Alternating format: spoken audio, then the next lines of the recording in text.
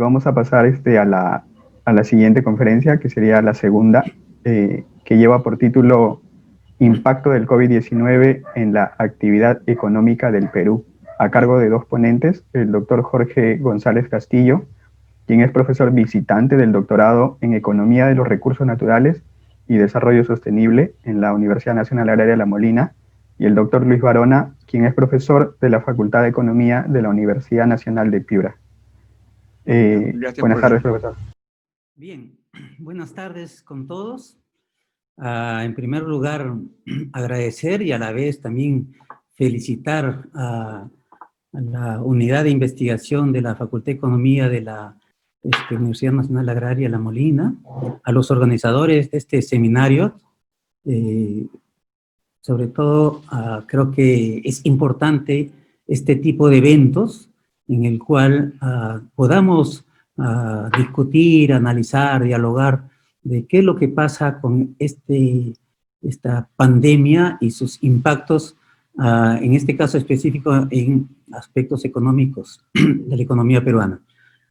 El tema que hoy día voy a exponer es el impacto del COVID-19 en la actividad económica del Perú.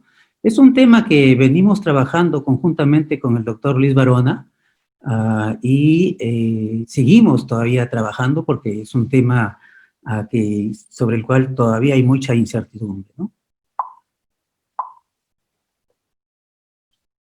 A ver.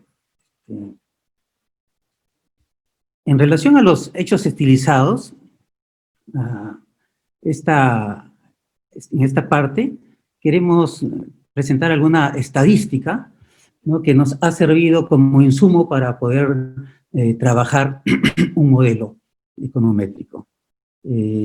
Observamos allí la evolución de las muertes por COVID, ¿no?, de marzo de 2020 a agosto de 2020. Ayer la cifra llegó a 34.297 muertos, ¿no?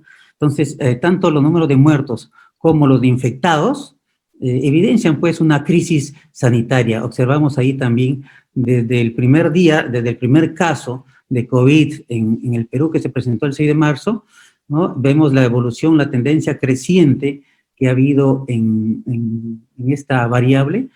Quizás podemos decir con un comportamiento cíclico de periodos de expansión y de caída del nivel de infectados.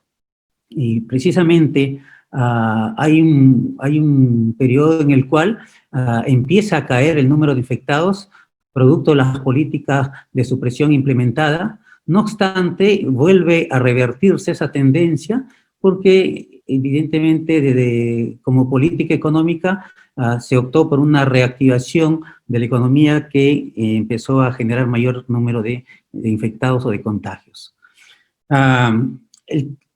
El tema lo hemos trabajado con información diaria y como ustedes saben, economistas, no tenemos datos de PBI por día.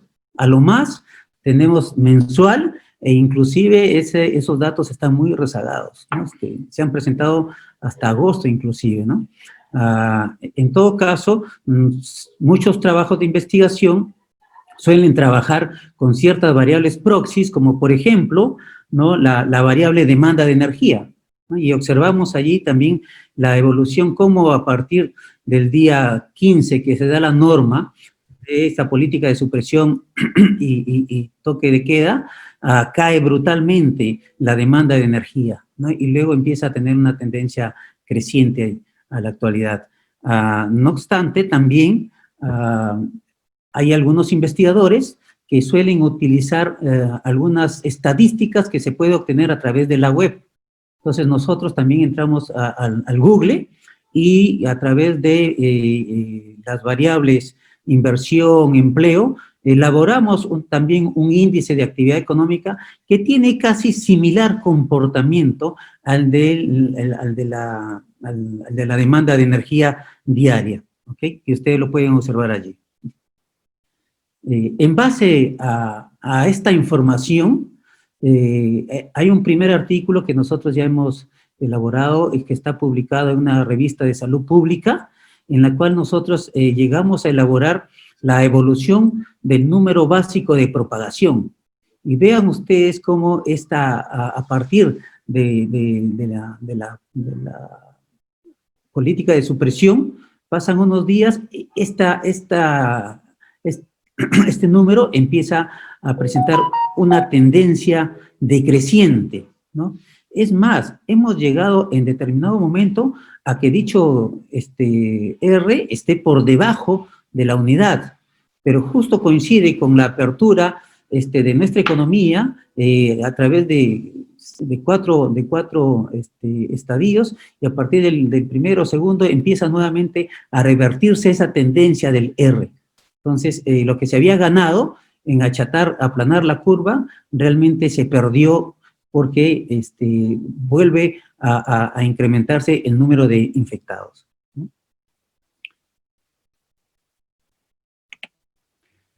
Hicimos un diagrama de dispersión, un scatter, para ver qué relación se observaba precisamente entre este nivel de actividad económica, ¿no?, medido precisamente por la demanda de energía, y el número básico de propagación.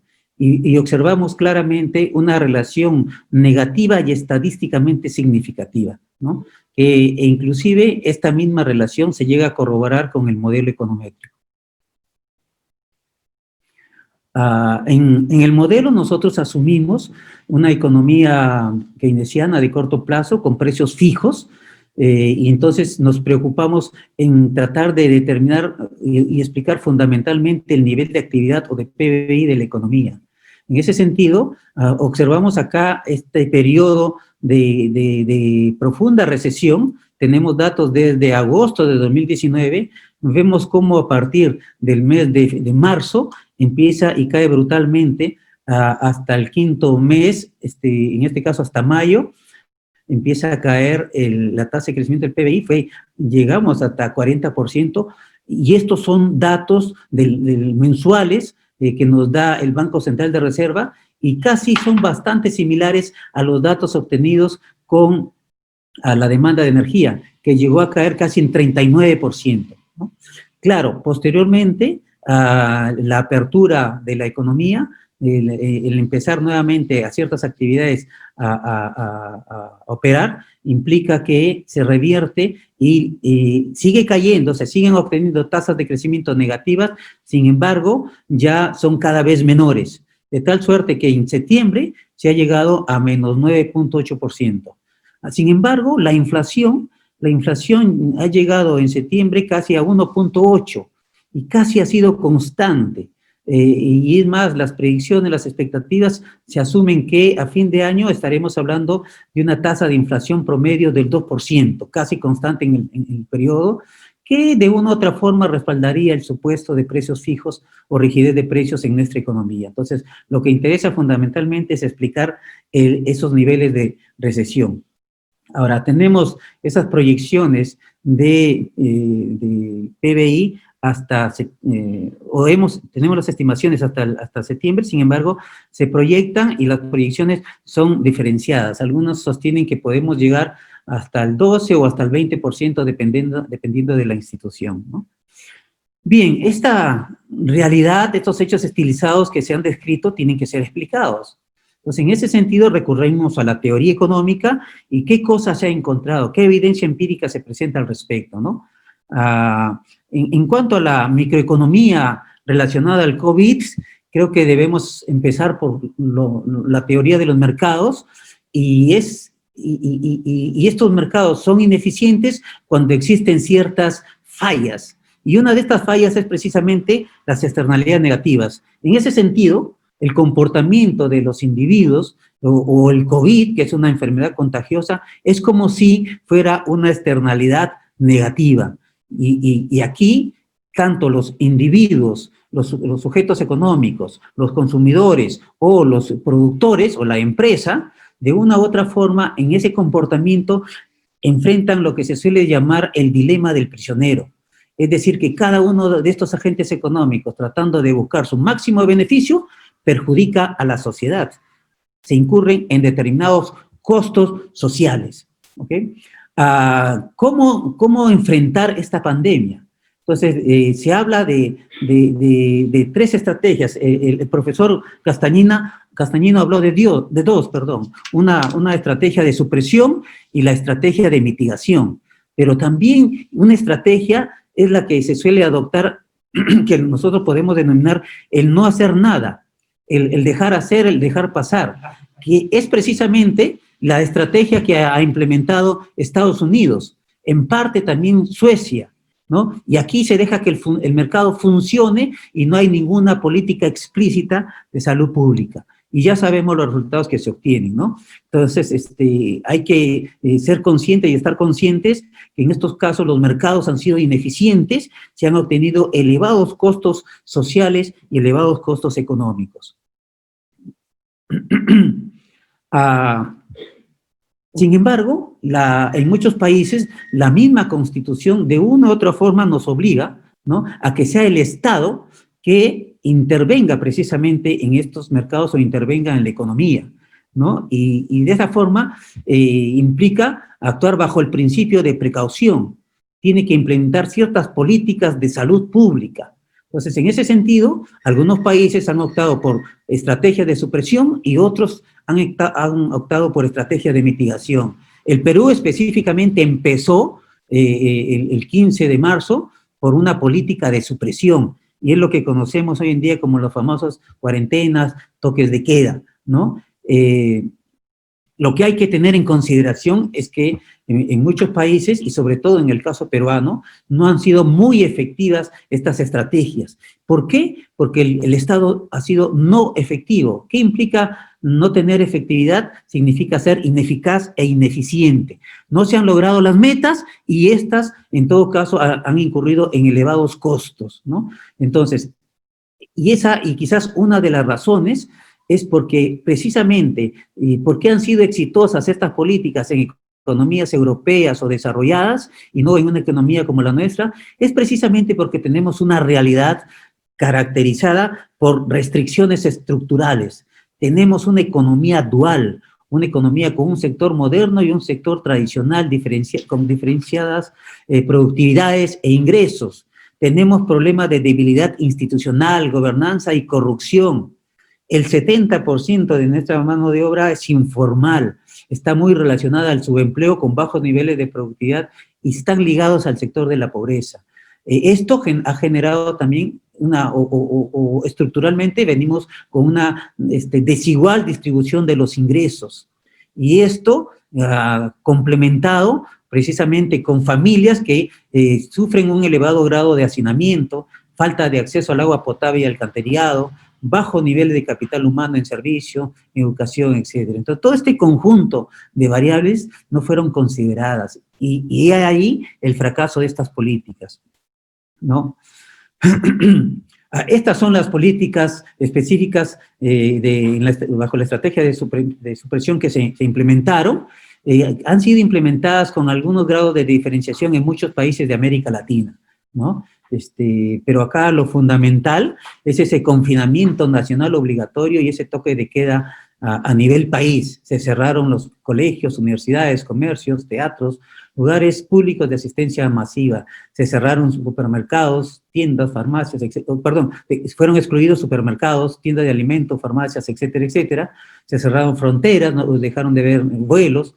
Y este tipo de variables, perdón, de políticas, de una u otra forma, no tuvieron el éxito esperado, o en todo caso, tuvieron un éxito relativo en el sentido que en determinado momento del tiempo lograron aplanar la curva, pero la población no podía persistir bajo esa estrategia muy dura, muy fuerte, muy indiscriminada, ¿no? Creo que también debemos considerar no solamente el Estado y el mercado, sino también la sociedad civil. ¿Cuál es el rol de la sociedad civil en este tema? Y acá se exige una sociedad que esté educada en valores, que esté empoderada, organizada. O sea, ONG, rondas campesinas, rondas urbanas, instituciones públicas y privadas. se ha visto muy poco la participación de esta sociedad civil. En algunos lugares, sí, algunas ONG, por ejemplo, empezaron a tratar de buscar donaciones, de apoyar a las familias pobres, ¿no? Algunas rondas campesinas o rondas urbanas empezaron a controlar de que hubiera este distanciamiento social o que las personas no salieran cuando existía el tema de toque de queda o no dejaban circular por determinados lugares a ciertas familias o cierta población. Entonces, en parte, pero creo yo que hay países como Singapur, donde realmente la sociedad civil ha jugado un rol importante. Ellos, por ejemplo, fiscalizaban a sus autoridades. Eso no ha sucedido acá, ha habido mucha corrupción, ¿no? Creo que también desde el punto de vista de la microeconomía del COVID, es importante el tener en consideración la teoría o la economía del comportamiento. A partir de allí se han derivado diversas políticas que intentan incentivar o desincentivar el comportamiento de ciertos agentes económicos. Creo que esto ha sido muy relevante, ¿de acuerdo? Y sobre todo que es fundamental tener en consideración que el COVID, ¿no? La pandemia del COVID, es realmente un shock sistémico. Está considerado dentro de la economía de los desastres o de las catástrofes, igual que un terremoto, igual que un fenómeno de inundación, un fenómeno del Niño, por ejemplo, ¿no? Y sobre todo que esto está caracterizado por la incertidumbre, ¿no? Riesgo e incertidumbre. Y realmente este es un caso nuevo que los agentes económicos poco a poco han tratado de obtener cierta información. Y es por eso que las investigaciones recién están tratando de publicarse, de salir, están considerando cierto conocimiento, recién se está sabiendo qué impacto se está generando a través del COVID en las diversas economías. Obviamente que los agentes económicos no saben qué decisiones tomar en relaciones al consumo, al ahorro, a los créditos, a la inversión, al empleo, a la producción, exportaciones, importaciones, qué estrategias empresariales adoptar, ¿subimos o bajamos los precios? Los gobiernos y sobre todo los tomadores de decisión a nivel de gobierno local, regional, central. Y por supuesto que todo ese tipo de decisiones finalmente terminan impactando sobre los ingresos, sobre el nivel de PBI, sobre el crecimiento económico y fundamentalmente el desarrollo humano, ¿no? Y eso es lo que se necesita investigar. Nosotros intentamos describir y explicar, o sobre todo ver el impacto del COVID en el nivel de actividad económica, y para eso nos hemos basado fundamentalmente en la teoría macroeconómica. En el paper tenemos un modelo teórico matemático en el cual estamos considerando el modelo de oferta y demanda agregada y, por supuesto, el shock del COVID. Aquí, a nivel teórico, podemos explicarlo brevemente lo que ha pasado, ¿no? Tenemos una función de oferta agregada, SA sub 0, y una demanda agregada inicial de A sub 0, que en equilibrio determinan un PBI o un nivel Y sub 0 de equilibrio, ¿ok? Ante esa situación, ¿verdad? Se observa que el mundo y sobre todo nuestra economía peruana, la primera semana, el 6 de marzo, se da el primer caso de COVID y empieza a incrementarse exponencialmente el número de infectados y con ello también el número de muertes. Y ante ello surge precisamente esta política de supresión. Esta política de supresión, de una u otra forma, bajo este supuesto de una oferta agregada perfectamente elástica hasta determinado momento, hace que, sobre todo en el mercado de trabajo, la mano de obra, calificada y no calificada, se quede en su casa. Y evidentemente se ve afectado, bajo una función de producción, el nivel de actividad económica. Es decir, la oferta agregada, en un primer momento, se reduce, ¿ok? Se reduce, ¿no? Pero sigue teniendo su lado o su parte perfectamente elástico. ¿Eso qué ha generado? Ha generado pues, precisamente que esa mano de obra deje de obtener ingresos. Mucha mano de obra pasó al sector del desempleo y se incrementó el desempleo y se incrementó el subempleo. y esa mano de obra con menos niveles de ingreso empezó a consumir cada vez menos, empezó a ahorrar cada vez menos, se obtuvo menos acceso al crédito, se obtuvo menos niveles de inversión. Por el lado de las exportaciones cayeron los precios internacionales y sobre todo los ingresos o el PBI mundial, y cayeron también las exportaciones en el mundo. En consecuencia, la demanda agregada tuvo una caída brutal, ¿no?, que cayó hasta esta demanda agregada de A sub 1 y establece un equilibrio, un PBI de equilibrio Y sub 2. Y eso quizás se vio hasta mayo del 2020, que vemos que la economía cae hasta el 40%.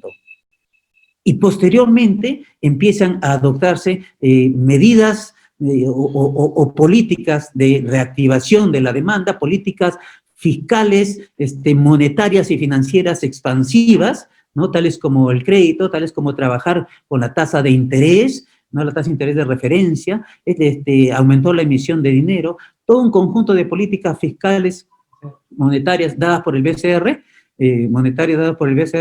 que de una u otra forma han tratado de paliar la caída de la demanda agregada, pero podemos fijarla en un equilibrio E sub 3, donde Y sub 3 es el PBI, que cada vez se va recuperando, pero sigue una gran brecha de desempleo. Seguimos en una economía recesada. No hemos llegado todavía a ese nivel que tenía la economía el 2019, por lo menos enero, febrero del 2019. Entonces, hay una gran brecha, ¿verdad? Estamos en esa situación. Entonces, eso es lo que nosotros acá lo describimos de forma teórica como un shock sistémico del COVID que afecta tanto la oferta como la demanda agregada.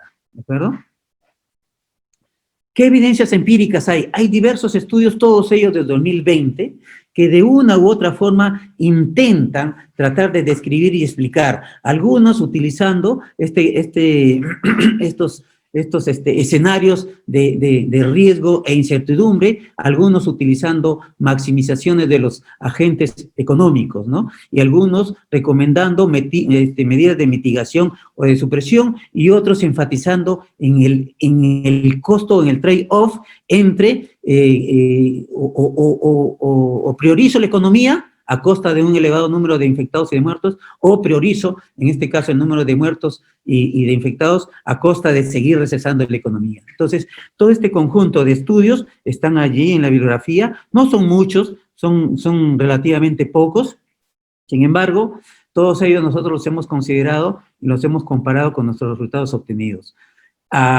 Metodológicamente intentamos nosotros probar esa causalidad, y para ello, ¿no?, utilizamos el modelo teórico matemático de los determinantes teóricos del nivel de actividad o del PBI, y ese modelo con su relación de causalidad lo hemos expresado en un modelo autorregresivo de rezagos distribuidos, ¿no? Hemos estimado tanto el ARDL como su modelo de corrección de errores, y utilizando las variables operacionales que están allí en los resultados. Estos son los resultados obtenidos. Nosotros hemos estimado realmente 4 modelos.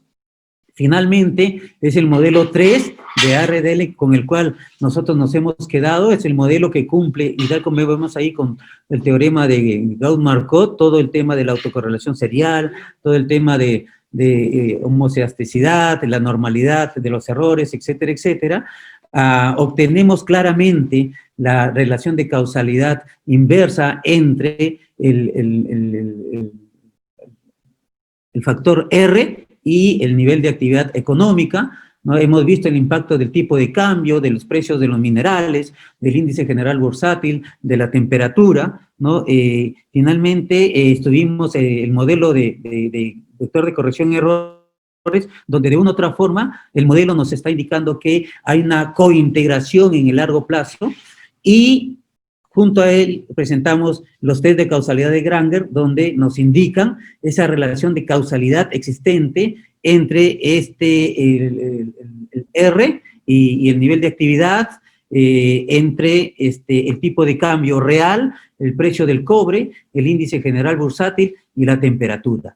También utilizamos algunas variables DAMI que creo que eran relevantes, sobre todo en relación a las estrategias de políticas económicas.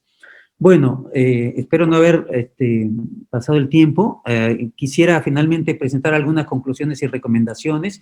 Creo que presentamos evidencia empírica de esa relación de causalidad, tanto a través del modelo ARDL como el test de cointegración, perdón, el test de causalidad de Granger, de esas relaciones inversas entre los shocks sistémicos del COVID y la actividad económica o el PBI en una economía peruana, ¿no? Asimismo, cointegran en el largo plazo, ¿no? Creo que es importante tener en consideración el equilibrio entre el riesgo y la resiliencia, es decir, ahora el problema está en que cuál es esa capacidad de resiliencia de nuestra economía, pero reduciendo el riesgo de mayores contagios. Creo que eso es lo fundamental que nosotros tenemos que enfrentar en el largo plazo, ¿no? No solamente es este año, sino en el largo plazo.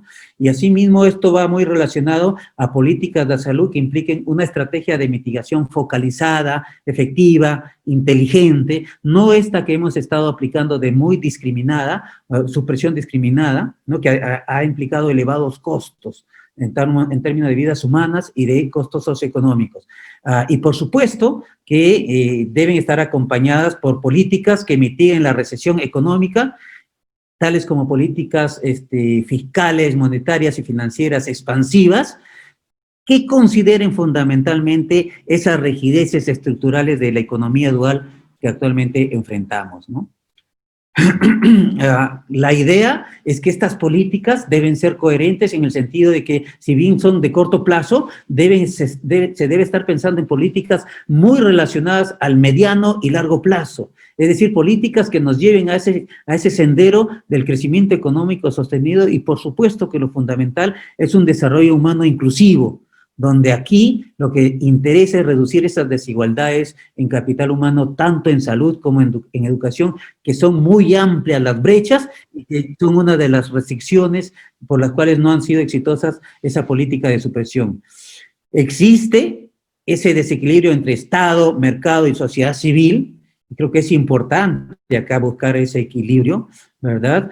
Se deben corregir las fallas del Estado, las fallas del mercado. Requerimos un Estado efectivo, que sea eficaz, eficiente, que cumpla las funciones. No las cumplen ni siquiera los entes reguladores. Y por supuesto, con reformas estructurales que cierre esas brechas, esas desigualdades que socavan la cohesión social, erosionan la confianza pública, profundizan la polarización política y debilitan la gobernanza para enfrentar una crisis sanitaria y económica. Entonces, muchas veces, desde el tema sanitario nos vamos al tema económico y esto va al tema social y, por supuesto, social, político y de desarrollo humano, que finalmente eso es lo que interesa en nuestra economía. Muchas gracias. Muchas gracias al doctor Jorge González. Una presentación bastante buena, enriquecedora. Vamos a darle el pase a Edwin Correa, que nos va a hacer un comentario sobre la ponencia. Edwin. Buenas tardes con todos. Quisiera agradecer al doctor Jorge González Castillo por la excelente ponencia. Mi comentario irá dirigido a datos resaltantes en los diferentes sectores. En el Perú se afrontaron grandes recesiones como la de 1930 y la de 1983. Ambas produjeron una caída aproximada del 10% del PBI.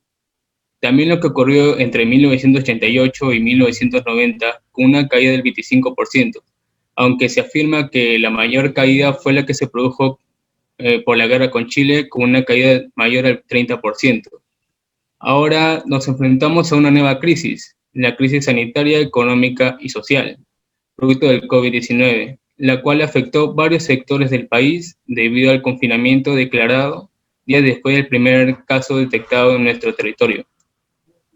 El abastecimiento de alimentos se redujo en la tercera semana al estado de emergencia, debido a cierres de mercados mayoristas de Lima, por labores de desinfección y reordenamiento.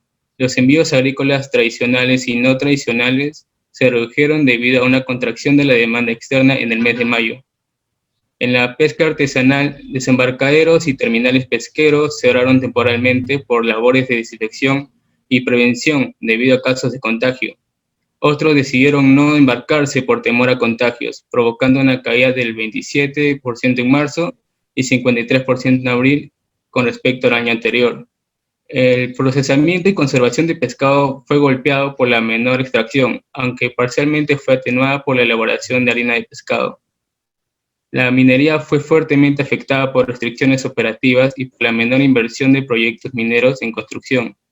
Si bien la primera semana del estado de emergencia se autorizó la continuación de operaciones críticas, algunas decidieron cerrar temporalmente por restricciones operativas como el abastecimiento de los suministros y transporte de personal. La producción de hierro y estaño fue prácticamente nula en el mes de abril. La paralización de la actividad económica redujo la demanda de hidrocarburos debido al menor consumo de electricidad por el cierre de negocios y también a un menor consumo de combustible para el transporte por la contracción del flujo vehicular. Las mayores caídas se registraron en 3 sectores: construcción, manufactura y comercio. En construcción, debido a un menor consumo interno de cemento y una caída del avance físico de obras públicas. En manufactura, 900 empresas se acogieron a la suspensión perfecta de labores en el mes de abril, por lo cual se habría reducido más de 55.530 puestos de trabajo. Y en el comercio, por el confinamiento. Al interior del sector servicios, los más afectados son los que requieren alto grado de interacción presencial, como el transporte, tanto nacional como internacional, los cuales quedaron suspendidos, y ello explicó una caída de la producción en el mes de abril. Y en el caso de transporte urbano, si bien se hicieron medidas como la reducción del aforo de pasajeros, se registraron aglomeraciones debido a que los gremios de transportistas indican poca rentabilidad por el cumplimiento de protocolos. Alojamiento y restaurantes también fueron impactados. A pesar de estas, fueron permitidas en la fase 3 de la reactivación económica. Se puede afirmar que en el próximo año el incremento del PBI se apoyaría en la restauración de la confianza y mejora del mercado laboral y de la demanda global. Estos son los datos que quería resaltar en el tema. Muchas gracias nuevamente al expositor. Gracias, Edwin. Vamos a pasar ahora a la sección de preguntas. Tenemos 2 preguntas. La primera dice: con respecto a la economía conductual, ¿se podría evaluar si ha tenido buenos resultados o es muy pronto para poder hacer ese análisis?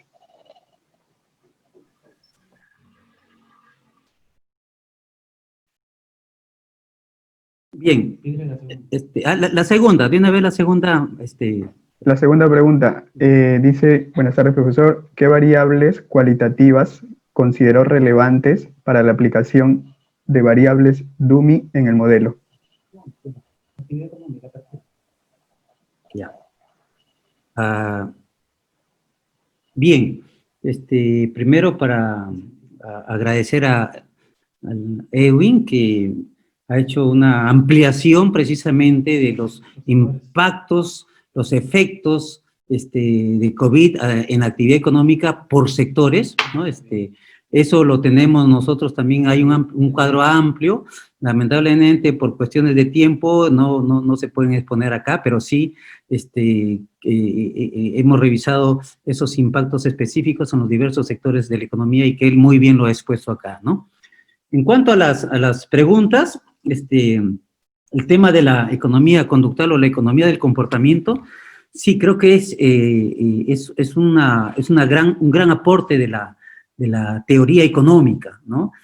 Normalmente se asumía que la economía neoclásica es la que nos permitía prescribir políticas económicas y políticas basadas en supuestos o comportamientos de racionalidad económica donde los agentes maximizan o minimizan, ¿no? No obstante, nuevas teorías, de una u otra parte, utilizando los comportamientos donde no necesariamente se asume racionalidad, muchas veces pueden ser comportamientos, no digamos irracionales, sino que comportamientos más emocionales, ¿no? Donde no necesariamente el sujeto está tratando de maximizar o minimizar algo, ¿no? Entonces, basado precisamente en este conjunto de teorías, ahora se están proponiendo políticas para cambiar los comportamientos, incentivar o desincentivar. Y esto permite que ahora en economía trabajemos con laboratorios, no con probetas ni tubos de ensayo, sino laboratorios donde precisamente se trabaja en entornos reales, con individuos con comportamientos reales, ¿no? Y eso se vuelca precisamente en políticas para incentivar o desincentivar a los agentes económicos. Claro, evaluar esto siempre requiere tiempo, requiere un antes y un después. Se utiliza mucho ahora en estas famosas evaluaciones de impacto, ¿no? Por ejemplo, en los programas, ¿qué tan exitoso no ha sido un programa? Bueno, ahí se hacen este tipo de evaluaciones de impacto para ver específicamente si se ha logrado o no los objetivos. Pues yo supongo que están evaluando los tomadores de decisión, las grandes instituciones, centros de investigación, están evaluando los resultados de las políticas implementadas. En relación a las variables cualitativas, nosotros hemos trabajado, más nos interesaba en variables cuantitativas, como por ejemplo el precio de las acciones, porque son variables exógenas en nuestro modelo. El precio de los minerales, ¿no? Sobre los cuales nosotros no los podemos determinar, ¿no? Fundamentalmente queríamos ver este shock del COVID a través del coeficiente R, que lo hemos estimado nosotros, ¿no? Y como variable Dummy solamente utilizamos una única variable, que es precisamente que queríamos ver el antes y el después de la apertura, ¿no? De la supresión, como efecto de la política, ¿no? Entonces, todo va a depender del contexto, de la realidad, de qué tipo de variables cualitativas uno quiere trabajar, ¿no? Eso es. Gracias. Gracias, doctor Jorge González. Gracias también a Edwin.